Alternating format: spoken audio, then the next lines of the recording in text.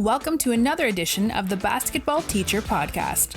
Our mission is to bring you discussions on a wide array of topics in the coaching world to grow players on and off the court. You can connect with us on YouTube, Facebook, and Twitter, and also reach us directly through email at basketballteacherpodcast@gmail.com. Now, here's your host, Coach Mike Hernandez. Welcome back, everyone. Thank you guys so much for joining us here for another episode. As always, wherever in the world you're listening from, whatever platform you guys are listening to us on, thank you guys so much for the support, kind messages, emails, tweets, all that stuff that you've sent the show's way. Keep those coming. I read all of them. And again, thank you so much for joining us here for this episode. We're going to be talking about a couple different things, kind of melding a couple different topics together. We're going to talk about defensive philosophy and also the process by which as coaches we kind of adapt, tweak, change things and are always kind of growing and evolving our coaching craft. So kind of molded those together into the topic of kind of tweaking and changing your defensive philosophy, kind of thinking about what works and what you want to always keep defensively, but also the things that you kind of learn from either observing the game, watching the game, just learning more, and then adaptations, ways that we can kind of tweak, change, and adapt what it is that we do. So if you like defense, if you like the idea of kind of being lifelong learners and always adapting and growing, then this is definitely something that you'll really enjoy and get a lot out of. Of course, I never do this alone. I'm very happy to be joined by the head women's basketball coach at Fort Scott Community College. Coach Jolee Carswell is joining us here today. Coach, really appreciate you taking some time out of your schedule to come talk to us. How are things going? Hey, it's going, man. I appreciate you. I appreciate you having me on this podcast. I'm excited to be able to talk about some of the knowledge I have and just getting to know one another and spit basketball. What an exciting time! Yeah, awesome. Coach, I know that your basketball journey and your coaching journey has taken a lot of twists and turns and had a lot of things going on with it. So let's start there. Where has the game of basketball taken you, and what ultimately led you to this very unique situation that you find yourself in at Fort Scott Community College? Well, basketball it has a way of just bringing everyone together, and basketball, like you said, has taken me on a crazy journey of a lifetime. I played basketball in college all 4 years, and I would say that I was not ready to coach straight out of college. God had a different plan for me, and He took me away from basketball for a couple of years. And it doesn't mean that I did not miss it. I missed it every day, and it was something that He had to prepare me to be able to coach young women now. I'm very thankful for that opportunity. And He finally got me back into basketball a couple of years ago, and I made my way to Colorado, and me and the big man, we grew a little bit more. And it kind of put me into the opportunity to be here at Fort Scott. And I believe all the steps that he has taken me prepared me for this moment at Fort Scott.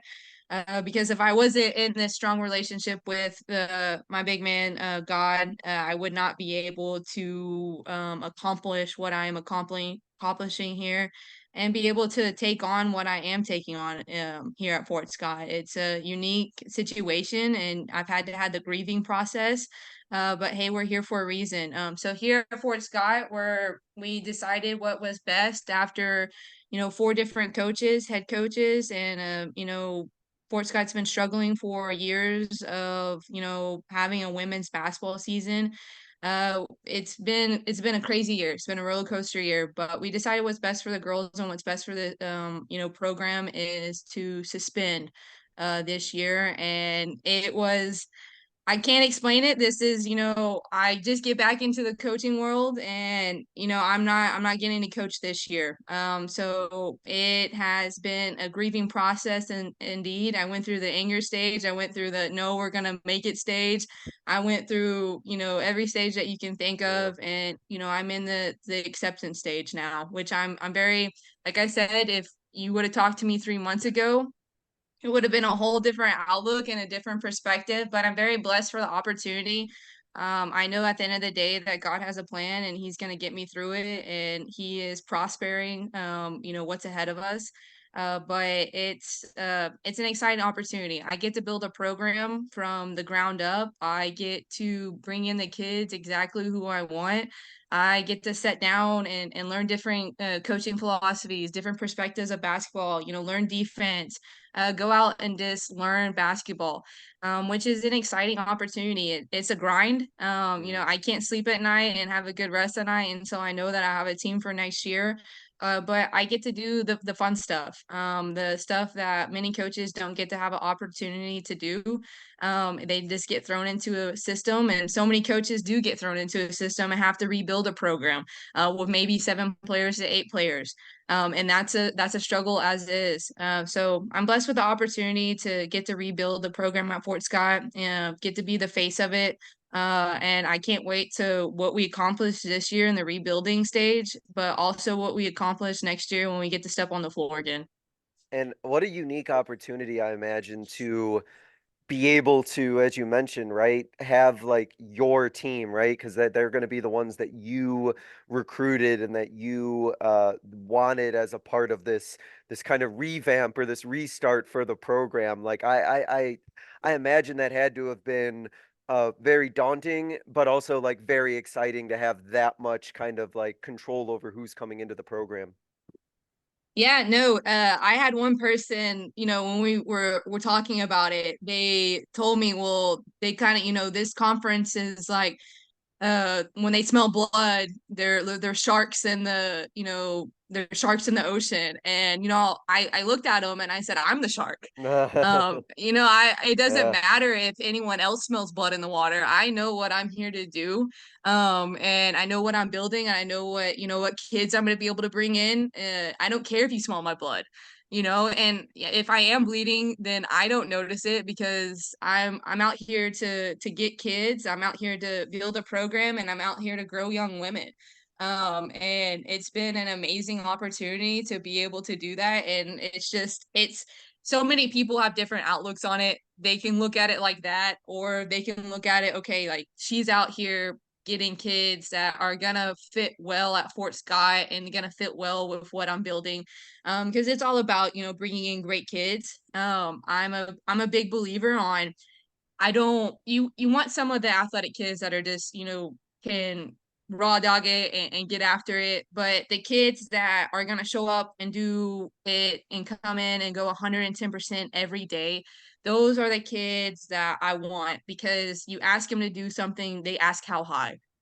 You tell them something, they ask you, what do you need, coach? I those kids are I have a special place for them because they want to learn, they want to grow, and they want to be the best version of themselves. And those are the type of kids that I'm looking for.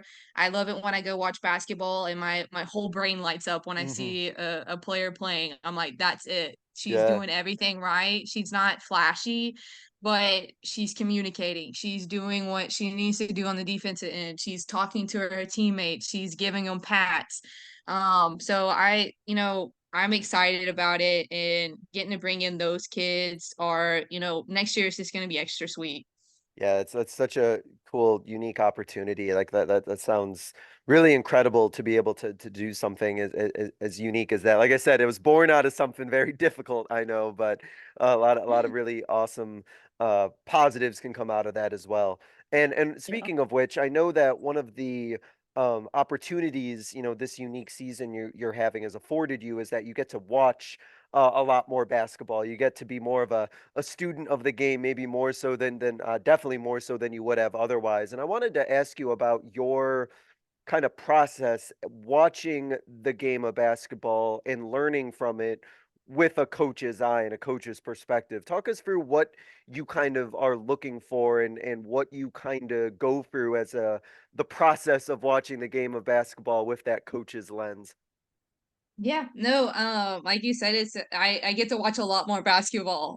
This last week I've been taking a little bit more of a break of watching basketball just because we all have to have that little bit of a cleanse.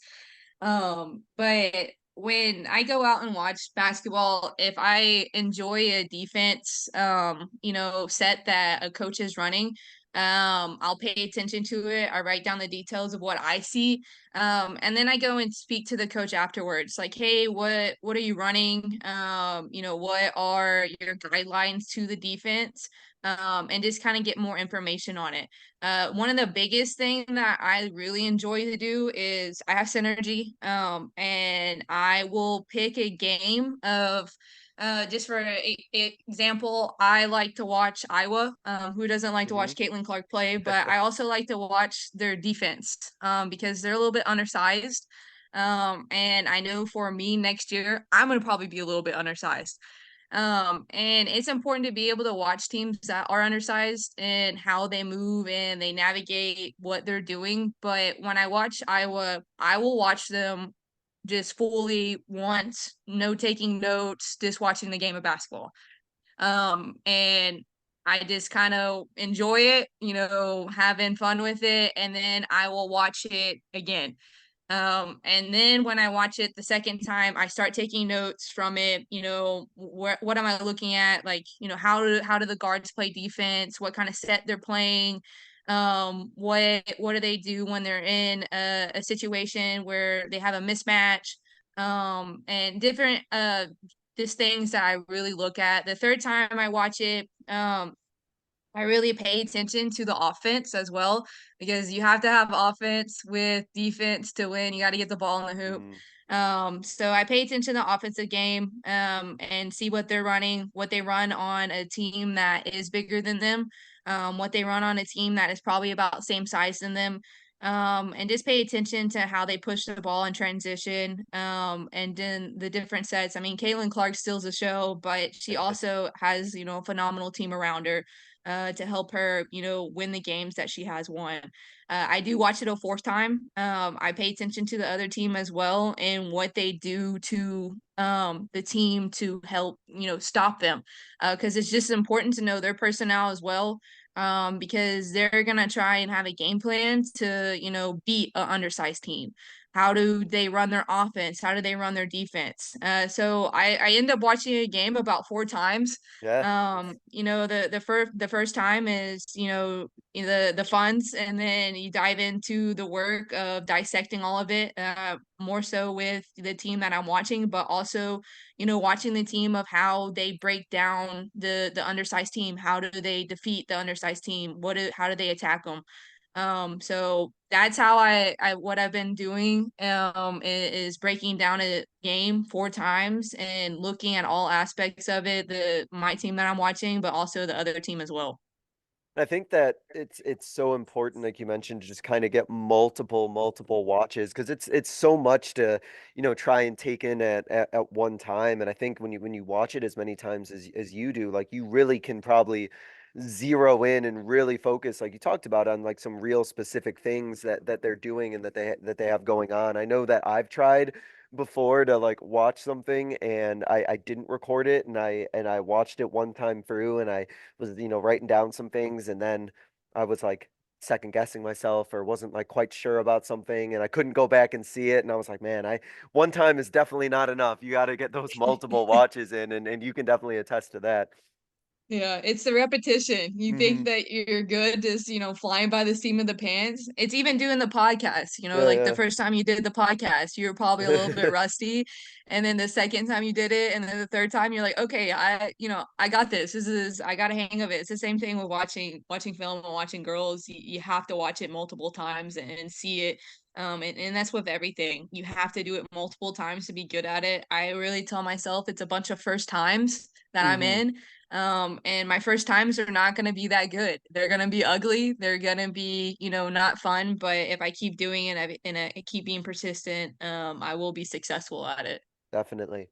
Let me ask you about your defensive philosophy as we kind of talk about the idea of adapting it and changing it. So I'm curious about where your defensive philosophy like was or where it currently is and what has kind of been the process of figuring out like what works for you as a coach in terms of your defensive philosophy and like what doesn't. So talk us through that process of what you found immediately was like this is what I want to do or like this won't work. What was that process of figuring that out like? Well, I mean, so my defensive philosophy is, big off of Pat Summit. You don't win national titles without defense, right? So that's kind of just what I'm all defensive coach, and I love every aspect of defense because you don't have to be the most talented kid. You can be the kid that gives 110% effort and wants to be the best on the court. And if you're having a game, an offensive game that is not the best that night, where can you pick up on? And I'm always, hey, you can pick up on the defensive side. But hey, this is my first year as a head coach. So I have, been mentoring as an assistant coach and learning that way. So whatever the head coach wants to go with, that's what they want to go with. And I've thrown in the ideas of different defensive, but this year is getting to really dive into what I want to be like next year and in different defense aspect. But it's really about the personnel of girls that you bring in, right? Mm-hmm. If I have a crazy defense that might work in with one group of girls, next year it might not work with my girls that I bring in. But I want to be a fast-paced coach. I want to be able to run a press the majority of the game, be up in your face and be able to change defensive. If we can run a 1-3-1, I'd love to run a 1-3-1. I actually have a Hall of Famer basketball coach at my school. He coaches golf now, but I mean he has been with Pat Summit and drove her around the car and met Kim Mulkey. Oh So wow, I really? love, yeah, I love talking to him, and he gives me a different perspective on basketball, but he also talks about this defense that he's going to help show me when I get a full team on the court. He calls it's a man, but it resembles as a zone. So it really confuses your opponent because the moment that they get into a zone set, which is not, it's not a zone, it's a man, then they realize, okay, well, is this a man? So it puts Mm, them I mean, it's not going to work because every defense has its flaws. You're going to get sure, scored sure. on, but I'm excited to learn that aspect about them. But I'm a big believer on basketball as a constant evolution, and it really depends on your personnel. Can we do are we going to do different triggers of when a ball goes off a handoff? Are we going to switch it immediately, or are we going to switch contain? Are we going to trap in the corners? And it just depends on when I get the girls on the campus, what are we equipped with, what gels the best with them, and what I can put in. So I'm learning all the defenses. I'm learning, everything that I can pick up on. So when they do get on to campus next year, I get to throw everything that I want to throw at them. Are we gonna force middle, or are we gonna cut off middle? Are we gonna cut off baseline? Are we going to do different aspects? Because is a team a running team? Do they struggle when we're in a zone? And it's all about who you're playing. Mm. Are they a running team? Are they not a running team? Do they like to set up in their offense? Do they struggle when the defense is in a zone? Do they struggle when we're playing in this type of man? So it's all about personnel. It's all about preparation, and it's knowing about what puzzles do you have in basketball, what puzzle pieces do you have in the girls. And I imagine too, one of the things that is going to be really unique for you is that you're going to be putting all of these players that you're actively recruiting right now and seeing how they kind of mesh together as a team. I imagine you kind of have an idea, right, based on how you're recruiting about how they'll kind of work together, but you don't really quite know how it's all going to kind of meld or kind of work together until you see them all together. And I imagine that that creates kind of a unique challenge for you as well. Oh, for sure. It's I JUCO life is a different life. I play JUCO ball, Hmm. and I give my hats off to JUCO coaches because you're a jack of all trades. I mean, you're having to teach a new system every other year, especially if you don't retain all your girls and they end up, either graduating or going on to university.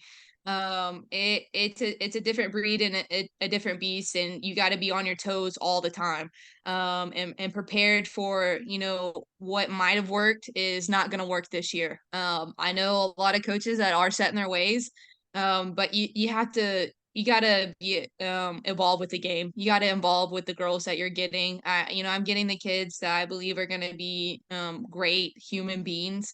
But you just never know how they're gonna mesh with one another, and what works might not work. What you want to work might not work. But you always have your core values that you want your girls to have. And then if you stick with that and then evolve around with it, then I believe that it will be successful. And let me ask you a unique question because you're somebody who's obviously played collegiately. Are there things that you are taking or that you really like from when you played that you're going to also include? Are there things that you know that you ran or you were running when you were playing that you're also going to be implementing as well? Yeah, no, I had a unique basketball career as well. Man, I had four different college coaches. Oh So wow. I learned I get to tell, my girls like I've been through it all. My first year, we were X's and O's, and the coach, he had a board that he had to confine in and talk to, and we weren't performing, so he cut the whole team. So I was the player that got cut. And then I found my way to Mineral Area Community College, and I was the player that was starting, and we won our region. And then I finally made my way to UT Tyler, and I had a different role there. And then the next year we had another new coach. So I've learned a lot of different coaching philosophies. I've learned a lot of what I want, and I've learned a lot of what I don't want. And it's the biggest thing that I can take from any of it, and it might not just be bringing in from what I'm running, but if you're an honest and genuine coach, and you're upfront, even though if it's gonna hurt your players' feelings, I believe that's the best route to go. And this is definitely not talking about defense. It's not talking about No, no, it's anything, okay. but you talk to the kids like they're human beings. They're gonna do anything that you ask them to do. But I've learned a lot of things from playing wise, and the coach that I was under last year. Uh, Learned a lot of different ideas as well.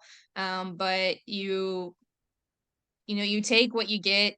You learn when you go through different situations. I mean, the one that I somewhat kind of want to bring into um is a gap defense, but also it's kind of a setback in lazy defense, and that's easy. It just depends on your personnel. With your defense, what is the offense going to run, and what do we have to offer? But a gap defense works if the team is a driving team, and they really can't shoot. But if they're a lights out shooting team, then gap defense really isn't going to work because you're going to take too long on the closeout. So there's different ideas that I played through and learned, but that's one that at Mineral Area, my coach, he breathed and he dyed it, and Hmm. now the assistant coach that was his assistant is the head coach, and she still runs it, and she's a phenomenal coach. And I mean, they're nationally ranked, and she's doing a great job. So you can identify and what you want to identify, but I'm trying to find the identity that we're gonna identify next year. And hopefully in July or August, I'm like, yep, this is what it's going to be. So then with that, because you brought this up a couple times about, of course, a lot of things are dependent on personnel and the people that you have. And for those listening who may not be aware of what goes into this, let me ask you about what goes into installing and teaching a defense at the JUCO level. How do you make sure that these players that you're recruiting and bringing in can be coming together so that they can play defense as a unit and also like as best as possible be aware of what it takes to play defensively at that high of a level? The first thing that I look at and I watch, do they communicate? Hmm. So when I go watch these girls in person, so I'm a big in-person person. I only have a couple of kids that I've extended an offer out that I won't be able to watch in person, but I've watched them play live a lot of times, and you can tell if they're communicating. on the court. But the first thing that I really pay attention to is, do they talk on defense? Can you see them actually communicating to their teammates and being a floor leader? Because a silent person is I believe if you're silent, it's all about communication. Even when we're outside in life, if we're not communicating and we're being silent, we have no idea what's going on. Mm-hmm. So when you have a person that's on the court that is silent, then your teammate has no idea what is going on. So if I'm going to watch you play and watch you compete and you're communicating, you're talking to your teammate, you're giving that reassurance of telling them, hey, I'm here. I'm telling you what's going on. You hear my voice. It instantly makes your teammate more comfortable. It instantly makes, the gym more loud. And it confuses the offensive well. If you're in their face talking, communicating, they're hearing you speak. The biggest thing that I pay attention, that I know that we can work with, does this kid communicate? Do they over communicate? Do they talk to their teammates? And I know that when you come onto the defensive end, if you have a gym that is loud, that is a winning gym. Yeah. And if they're talking and they're speaking up to their teammates, hey, we're gonna be okay. They're gonna listen to how we put in the personnel. If we put, it just depends. Like, are we gonna start from ground zero? Which you should never recruit kids that you have to start ground zero from. Yeah. But sometimes you do. You're teaching them a whole new system, and they might not know it. They might have never ran it before. But do they have the basic principles? Do they communicate? Do they, they know where the ball is? Do they see their man? Do they have the basics down? If any kid has the basics down, you can work with it and install the defense that you want and you need for them to be successful. Yeah. And I imagine the that seeing that, right, their ability to communicate, because I imagine, and you could speak to this too, their ability to communicate and talk, because I think they're all going to be in for a huge adjustment period with the speed of the game, and to have players who can talk and kind of work together as one. They're absolutely going to need that in order to be able to kind of catch up to the speed of the game, and definitely can't have people who are silent or on an island defensively. Yeah, it definitely will make it hard. I watched some basketball games this year at high school level, and I Uh-oh. wanted to pull my eyebrows out. And Yeah. I was like, this is why high school needs a shot clock. I know that it'll be expensive to put shot clocks all around, but kids have such a hard adjustment of coming in because the speed is so different. And I mean, you're winded, you're out of breath, you're out of shape. You never played basketball like this. So if you're recruiting a kid that is doesn't really have those solid foundations, it's a big adjustment for them. And it makes it only harder for them to be able to learn it at the basketball level. And, as a lot of coaches know, when you get kids in and don't have that, are able to adapt like that and don't have the basics, Hmm. you don't have time to teach it. Yeah. And because once you get them in August, it flies by. I'm not having a season right now, and it's almost already January. Yeah. It's hard to bring in a kid, and you have to teach them the basics and the fundamentals. You don't have time for it. You got to get the kids that at least have the basics, and knows what's going on so they can adapt. If not, the kid's gonna fail, and it's hard because you want everyone to be successful who you bring in, and help them the best you can. And let me ask you that as kind of a follow up, because again, you recruit and you see the high school game, and I'll just say I'm very thankful here in Arizona that we actually did put in the shot clock this year. So Yeah. I think it's been a huge help as well. Um, but when you're watching and looking at high school players, what do you think high school coaches could, besides communication, and communication, I think every coach is definitely wants to improve on or work on. But are there other things that you think maybe high school coaches could be working on with their players to really kind of get them ready defensively or help them stand out defensively if they're looking to play at the next level? Oh, 110%. I know this is not defense wise, but I know for like offensive Hmm. wise, it's you don't have a shot clock. So it is way you can be content with, getting the ball in and walking it up the court. I'm a big believer on you have to get the ball in and you have to push the ball up the floor because Mm, you give you give defense time to set up, right? If you're just chilling and you're walking the ball up, now defense is set up. They matched up to their man. They got into whatever defense that they want. I believe that high school coaches should tell their kids, "Hey, you get the ball and you push the ball up the floor immediately." And some coaches do that and they do a phenomenal job. With defensive wise, the basics, the fundamentals of, do I see balls? Do I see man? Am I paying attention to those aspects? Can coaches, pay attention to that part? Do I jump to the ball? Do I stay to my man? And also if the kid is getting actively recruited, if, you talk to your kids like, hey, mm. are you wanting to go play basketball in college? And that's the biggest thing is, where are your kids at? Because I know sometimes a lot of high school coaches have never coached basketball before. And that puts a kid in a weird spot because they have no idea how to help them. But the biggest thing is ask them questions. How are you wanting to go play college basketball? If so, okay, can I help you? What are the goals that you want to reach this year? Should we reach out to someone that has more knowledge? Reach out to a college coach. Hey, what are you looking for, kid? And how can we help this kid do different drills or get them ready to, step up into the opportunity of being, a college basketball player?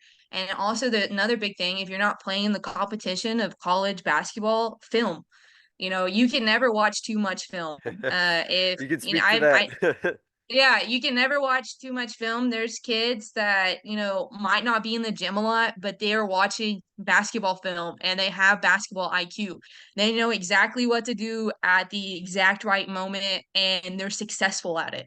So I think the biggest thing for a high school coach is ask your kid, are you wanting to go and play at the collegiate level?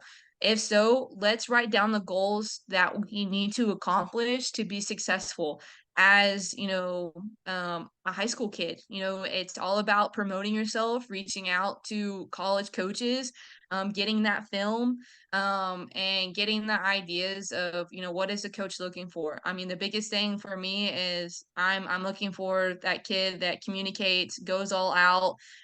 If she turns the ball over, she's running back on defense, and getting after it. It's the hustler person for me. It's the all get out and she's going after it the entire time.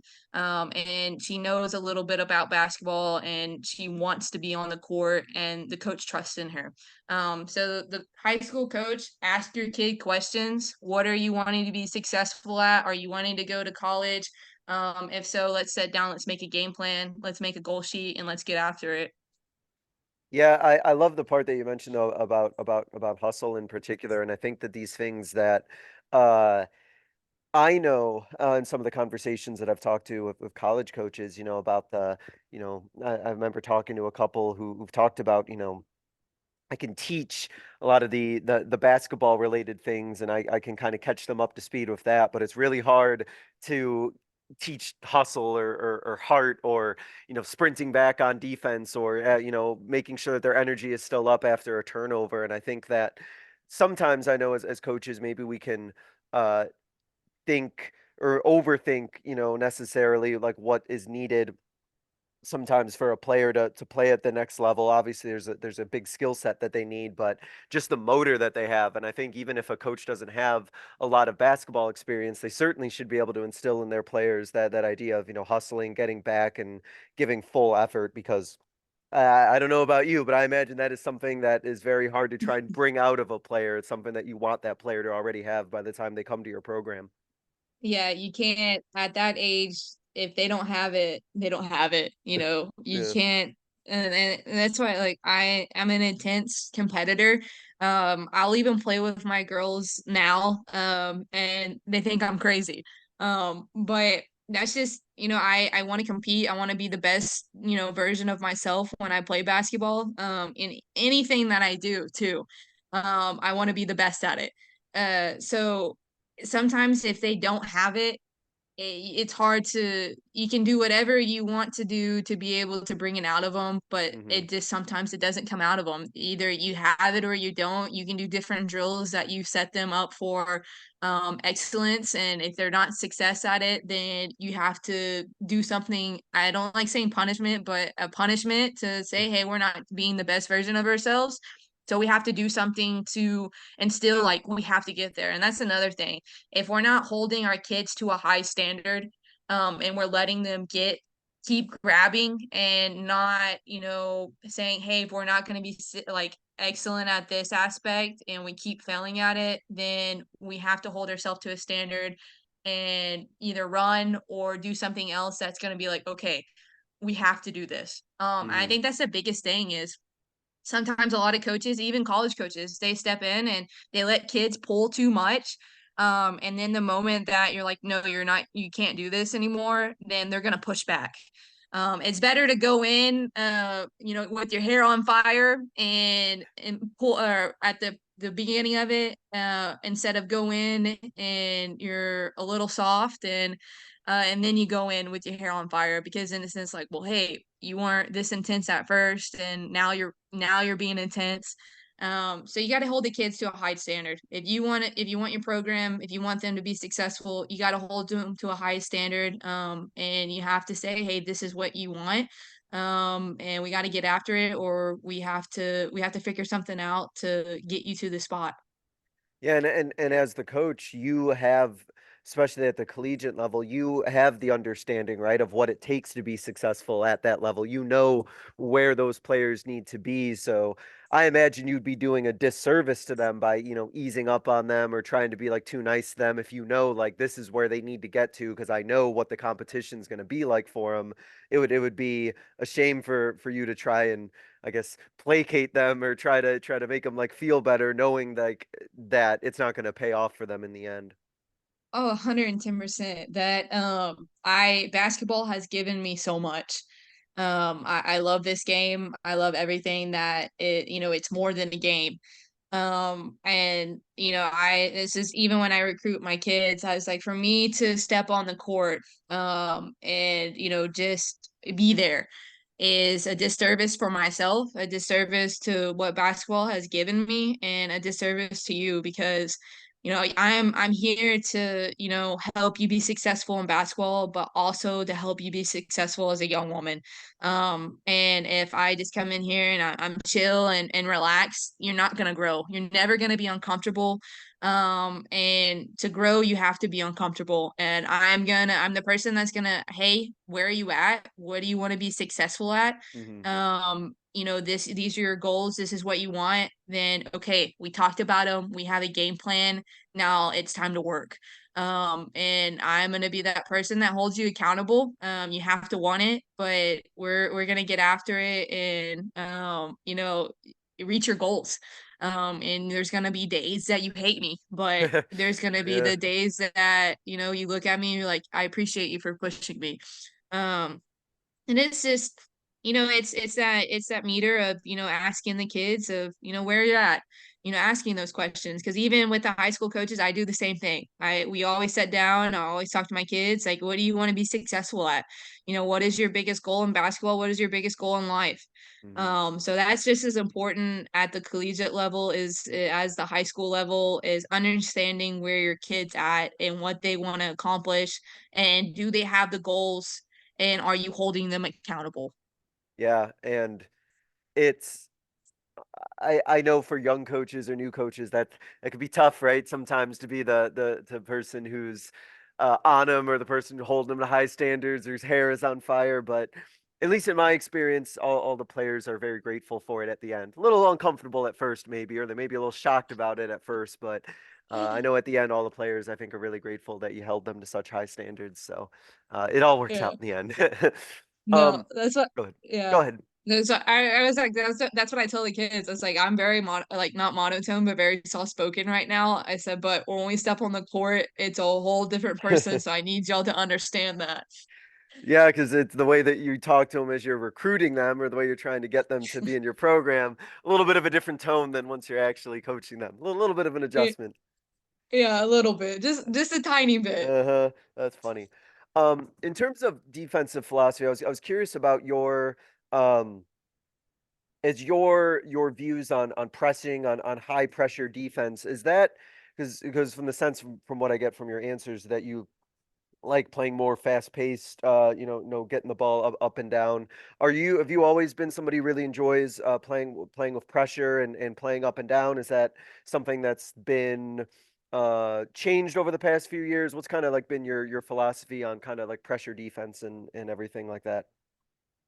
I feel like it has changed over the years. I look at it, you know, if you were to ask me it playing wise and coaching wise, you always have those days where you're a player and you're a little bit lazy and you don't want to play to a high extent. But I know for as coaching wise, to be successful and to disturb a offensive opponent, that high intensity is the best route to go in my eyes. Hmm. You look at because I talked about adapting to a gap defense. It's more laid back, but it makes basketball more fun. um when you're going full out, when you're giving everything that you have to this game, and you're playing that high intense basketball, and you're up in your opponent's face, you're dictating the game.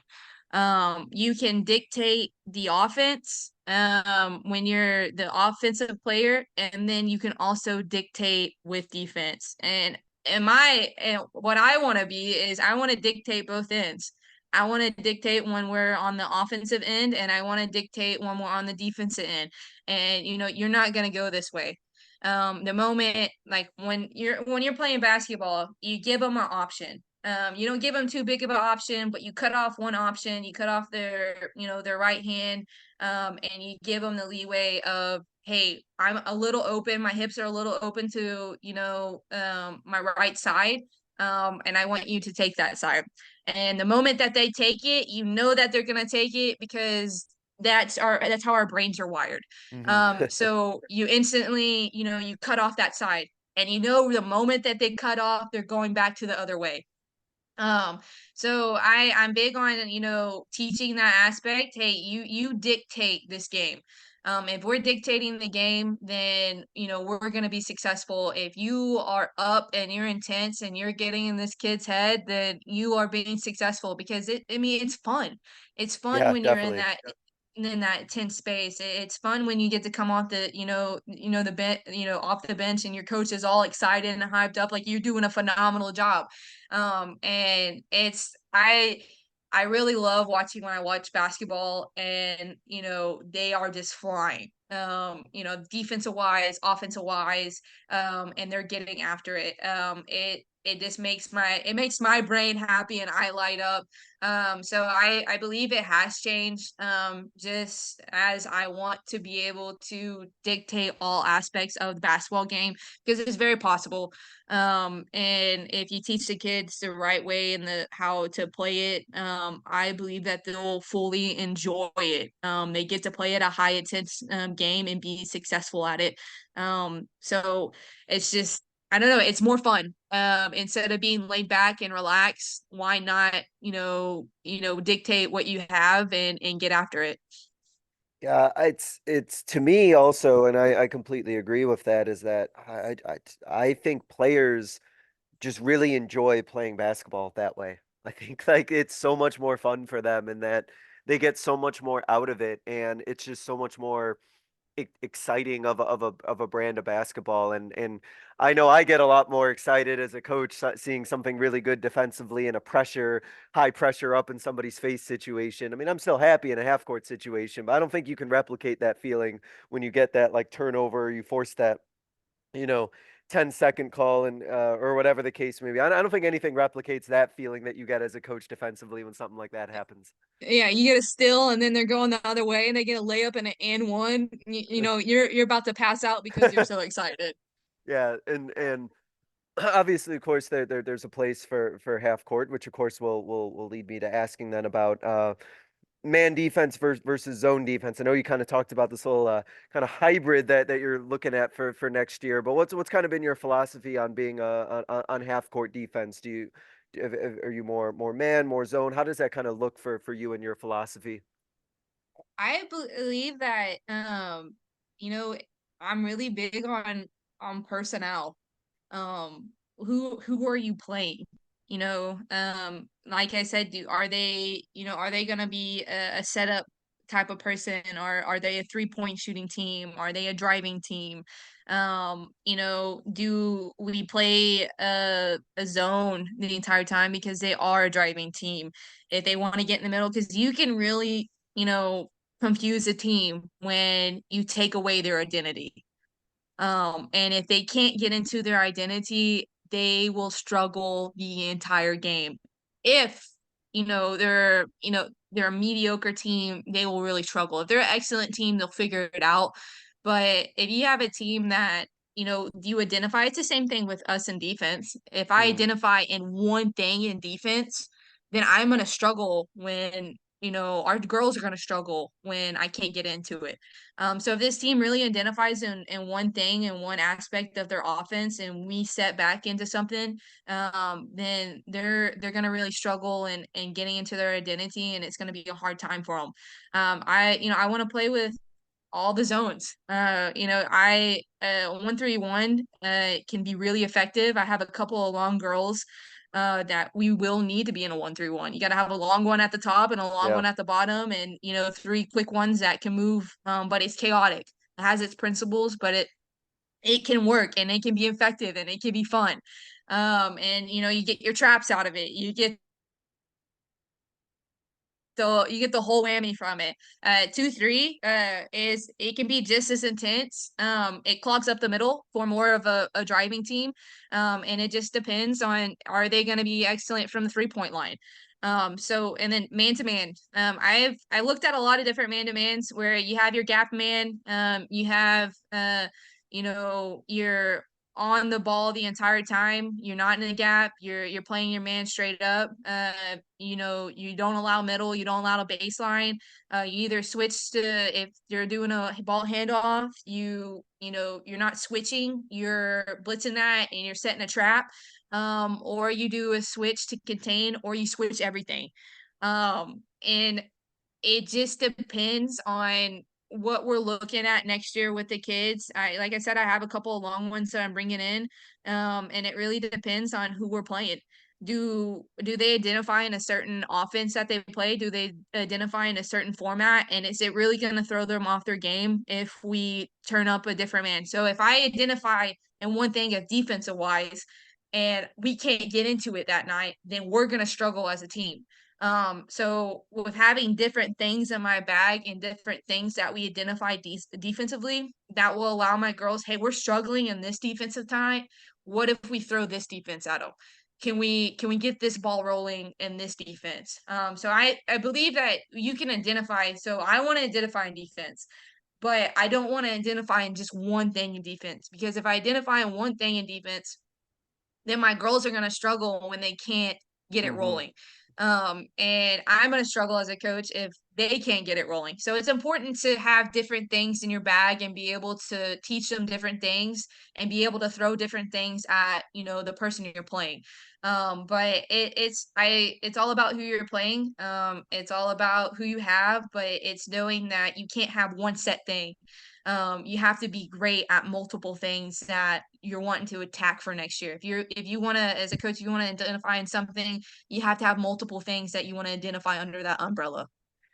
Yeah, it's and well, like you said too, like your personnel, right? The personnel that you have, the personnel that you're going up against, and it's I know that's always been something I think that I've kind of had to work on as a coach is like I get like married sometimes to like this, a defensive philosophy or something on defense that I'm absolutely convinced is going to work and I know it's going to work, but like why keep trying to bang my head against the wall and do it if I know that maybe we need something a little bit different. And I think maybe that's just a struggle that all coaches go through where we have these ideas or these things that in principle or in theory we really like and we really think should work, but that doesn't necessarily mean that we're going to have the personnel or we're going to go face the personnel where that's going to work against. And sometimes I know that could be tricky for me, and I'm sure a lot of coaches, like what we think works and what we want to do versus what actually is best for the team. Oh, for sure. You have to be on your toes at all times. You can have your best player that you expect to be, great that night, and they're not. And it's all I know, like I gotta roll with the punches. I gotta be ready for this to not work. And can I change it up? Can we get the girls to be able to change it up and be okay with, okay, this is not working. Can I Hmm. move on to something that is going to work and be successful? And it's okay if it doesn't work. That's all about, rolling with the punches and figuring it out. Like sometimes what you really believe that's going to be successful is not going to be successful that game. And it's just with the kiddos. Sometimes they're going to have a phenomenal offensive night. And getting to teach them like, hey, tonight's your night in the offensive end. What can you be successful at otherwise? Can you be a great teammate? Can you be a great defender? Can you do something that is, more into your, like I said, in your bag? You have to have multiple things because there's going to be a night, even when I coach, I'm not going to be successful at. But Hmm. what can I pick up and be successful at and know that at the end of the day, hey, like I didn't get stumped up on what I thought I was going to be really great at. I picked up on something else. Yeah. Yeah, I mean, we have to, and sometimes, as you mentioned, right? Sometimes as coaches, we're not always at our best. Sometimes we have off nights too, and everything isn't the way that we want it to be, and we gotta adapt. And I've had times where I haven't been at my best, or been a little ill, or under the weather, or had other things going on. And my players have picked me up, and they've taken care of it before. So, that Yeah. flexibility, man, it's so important. Let me ask you before we hit our kind of concluding segment. I'm curious about what you think you might be changing or doing new in terms of what you work on in practice defensively. I know you talked about installing a couple different things, or maybe looking at some different defenses you're putting in. But in terms of whether skill work or drill work, are there any new things that you're looking to maybe put in defensively in this upcoming year? Still figuring it out. Yeah.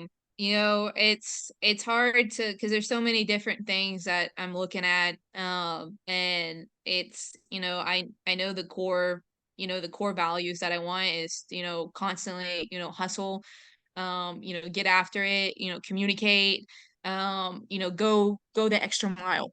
Hmm. Go the extra mile for your teammate. Those are the things that, I know going into next year, that's really what I want to instill. But with different drills and different, ideas of how I want to implement it just yet. I'm still working on it, still watching the film, still figuring out what the best plan and the best route would be. And that best plan and best route might not even work. um but I'm still looking into it. I can't give you a definite answer, but I know that the core values of, going the extra mile, communication, and going all out are the big things that I'm gonna keep going into next year. But once I figure out, the big game plan, I'm gonna hit you up and we can go for it, and I'll share it with you. Yeah, that's I'm always looking for, things that are meaningful defensively. I think we all have, our shell drills and our things that we really like to do, but and to anyone listening too, like if you got ideas about stuff, I'm all for it. Are there things that you have done in terms of drills or skill work in the past defensively that you have liked, whether as a player or as a coach, that you thought were effective? Yeah, there's this year, like I said, we've talked about, it's been a very unique year. Yeah. I have a few girls that, that are still on my team that trust in the process and trust in what I'm building, and that are going to be with me next year. And we do a lot of skills work, a lot of skills training. And me and my assistant, we throw a lot of different ideas at them, just to see what they enjoy and what they like and what we like as coaches as well. And we had this one drill that we worked on, and it's half of the court. And we have two girls, so we have one on the corner and one in the mid wing of the slot. And then you have, your defense. But the defense, you have to go around a cone Hmm. and get to your defensive end, but you also have to play where the ball's at. So either my assistant or I would be passing it in. And you have to just kind of play at first, but you pass the ball in and you get 5 seconds until it's live. So the offensive player is, pivoting, moving around, and the defensive player is, playing, how, mirroring the ball and everything. But 5 seconds in, we're live. And we really teach right then we're teaching, hey, we don't want middle. All right. We want you to push high and push to, your friend, the baseline, that's an extra teammate right there. So that one's really fun to be able to do because I get to watch their mechanics and pay attention to what they're doing and really teach them, hey, we're not doing middle today. We're pushing them up and we're pushing them to the baseline or the sideline. So I know it's hard to explain a drill. I'm a very visual Oh person. yeah, I got you. But it's they get to learn to dictate, or if I'm showing one way, my hips are a little open, what move are they about to do? I know what move they're about to react to. Can I react to it perfectly? And Yeah. we have one girl that she's phenomenal at defense. She does a great job. She has hands up the entire time. They hit her chest and I get super excited. So and it's all about teaching those little small whatever mechanics of on that aspect. But like I said, I'm a visual person, so probably explaining that drill sounds terrible. No, I got it. No, um yeah, no, I wrote down a little bit. I know it's hard verbally, right? It's Yeah, it is because I'm over here drawing it on my little drawing it, sketch yeah. pad, but yeah, no one else is gonna be seeing it. But I'm a big believer on doing basketball on half side of a court, and teaching it on one side, and then you can go to the other side and teach it that way as well. And then it's all about bringing like the quarters. Like you have a little bit where you're teaching it, and then you get a bigger side of it and you're teaching it, and then you bring it all together. And it's instead of throwing it at them all at once and expecting them to swim, you're setting them up for failure. So I'm big on breaking it into small pieces, teaching them on one side, then teaching them on the other side, and then bringing it all together of, hey, now we're playing live and we're on both sides. So you have to play defense straight up and get after it. So that's a big thing is I like to teach in quarters of the court, because you're able to teach them on different ways of how to play, and what you expect on this side is going to be different on the other side because you're in a different angle in a different Hmm. place. No, I maybe I'll have to uh, sit down with you and diagram this one day. I think I got it. I'm piecing it together. I think I pieced together the ideas of it. So I know verbally it's kind of like gets a little confusing, but no, that was great. No, that was great. And I like the decision making aspect of it as well. Like I think any drill that involves players having to make decisions, and as a coach you can kind of see why your players are doing the things that they're doing. I think that's, to me at least as a coach, that's invaluable. Oh, for sure. And I like us this year has been, it's been crazy, but it's been awesome that I've been able to watch the girls and watch how they've improved, and really get to do that skill work because I mean, we're doing skill work, strength and conditioning, and just getting them bigger and stronger and smarter. Hmm. How do we get better at our basketball IQ? I have a smaller point guard. She's a little bit undersized, and it's different when you come into the collegiate world because the hit is a lot harder. Yeah. And so that's what I've really been teaching her is, where is the open pocket in the floor? What is the defensive giving you? And instead of fighting against it, you have to take it. You have to take the pocket. You have to take it the open spot. And the moment you have an open spot or an open look, you have to take it. You can't expect that you're going to get something else or be able to hit them to get to the basket because it's just not going to happen. Yeah. So really teaching her to look at those pockets, really teaching her how to know when the pocket's open. She's gotten phenomenally better because I'll play against her, and that's my fun time. I play against my point guard at least once a week. And I mean, we get after it, and I teach her, and I give her different reads of how I'm playing defensive wise. And when she doesn't take it, we go back and we teach it of this is what you need to take. This is what I'm giving you, and you have to go after it. Yeah, love that, Coach. That's great. To wrap up, Coach, there's a couple questions I ask every guest. So I'll start with this first one, which is thinking back on your coaching career or even your playing career. You can go with either one. What is a moment from your career that you think others listening would be able to learn from?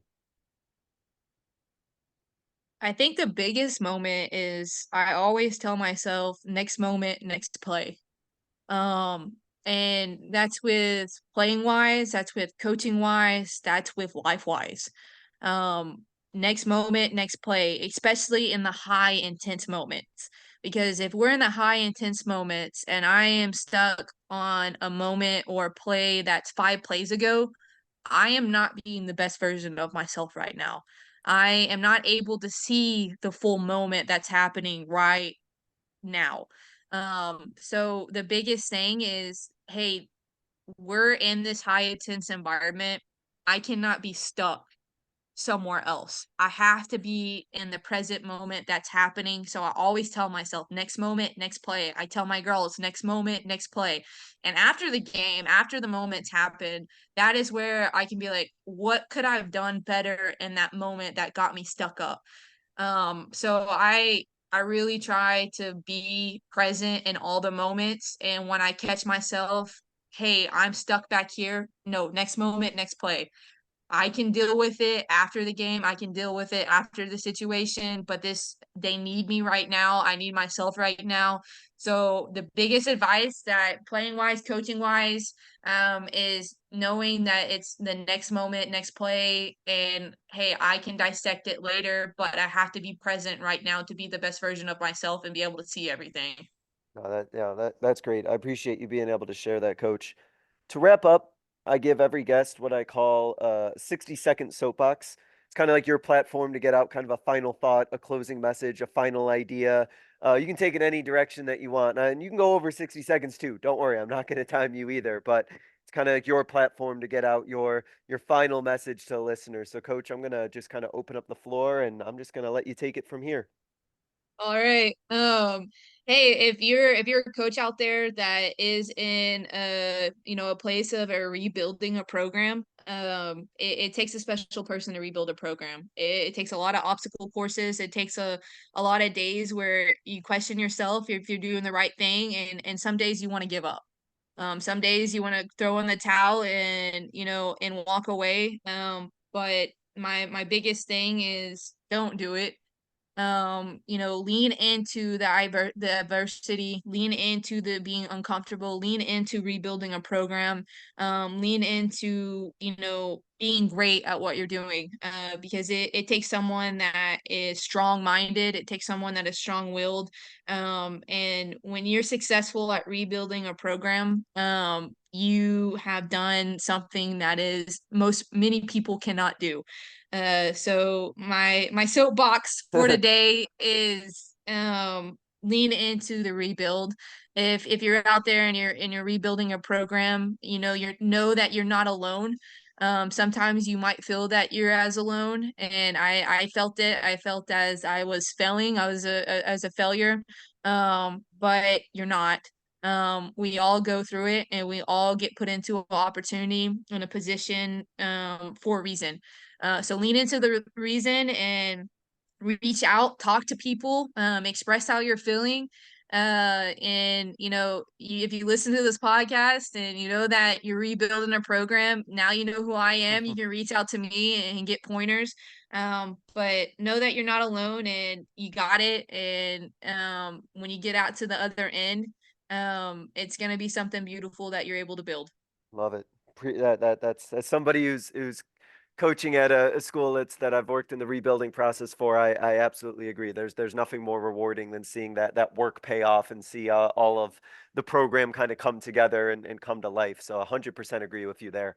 Coach Carswell, I really want to appreciate you, and I do appreciate you, and I want to thank you for coming on and talking about your program, talking about this very unique situation that you found yourself in, but also all the opportunities it's afforded you. And of course, to be able to talk about defensive philosophy, talk about the things you look for in recruits and the plans that you got for these upcoming years. I really look forward to kind of following your journey and Fort Scott's journey, getting back on the map and being rebuilt. So best of luck with the rest of your recruiting that you have going forward. And thank you so much for coming on and talking to us.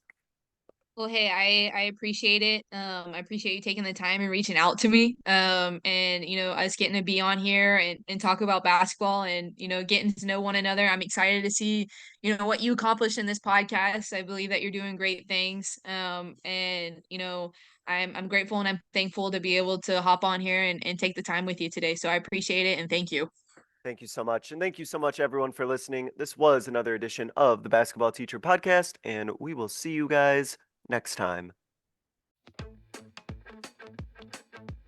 Thank you for listening to another edition of the Basketball Teacher Podcast. Make sure to connect with us on YouTube, Facebook, and Twitter, or reach us directly through email at basketballteacherpodcast@gmail.com. Take care, be safe, and we'll see you next time.